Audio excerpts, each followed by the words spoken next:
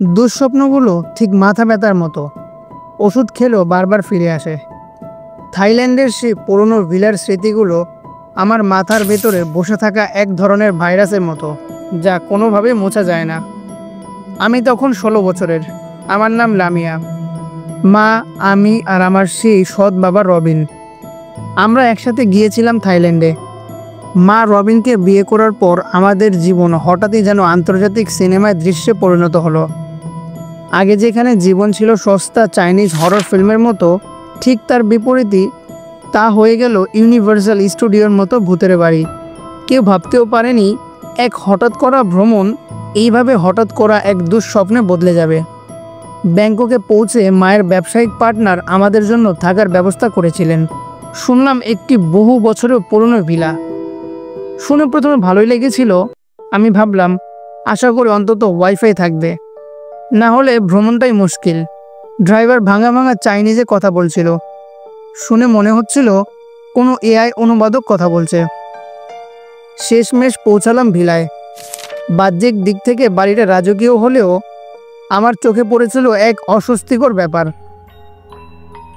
এটা হুবহু সেই সব ভৌতিক গেমের বাড়ির মতো, যেখানে একবার ঢুকলে মৃত্যু নিশ্চিত। অথচ সেই দিন রাতে আমাদের সেখানে থাকতে হলো। আমাদের স্বাগতম জানানো হলো এবং বলা হলো, স্বাগতম রাজ পরিবারের পূর্বপুরুষের ভিলায়।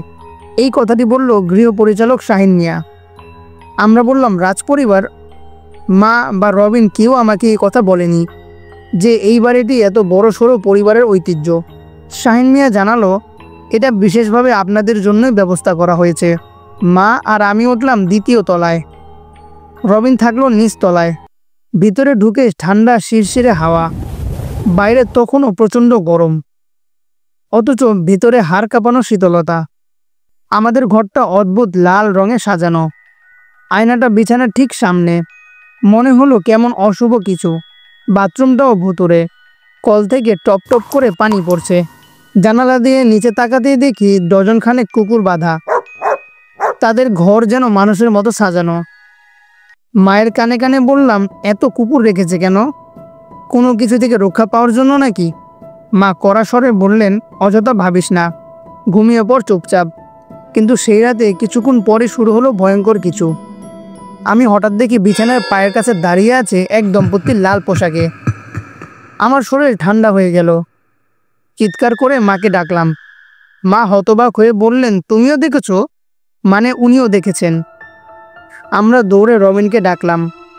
রবিন উঠে এসে বললেন, আমি দেখেছি, তোমাদের ঘর থেকে সাদা পোশাক পরা একজন বেরিয়ে গেল। আমরা সবাই তখনই থমকে গেলাম। কিন্তু ওই বাড়িতে কেবল আমরা আর শাহিন মিয়া ছাড়া আর কেউই থাকে না। সেই রাতে আর কেউ ঘুমাতে পারেনি। সব আলো জ্বালিয়ে আমরা ভোর পর্যন্ত অপেক্ষা করেছি। সকালে শাহিন মিয়াকে প্রশ্ন করলাম, তুমি কি রাতে উপরে উঠেছিলে?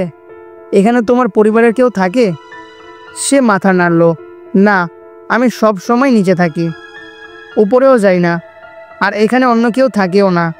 আমরা আর কিছুই বলিনি। তাড়াতাড়ি ব্যাগ গুছিয়ে সেখান থেকে বেরিয়ে এলাম। বছরের পর বছর কেটে গেছে।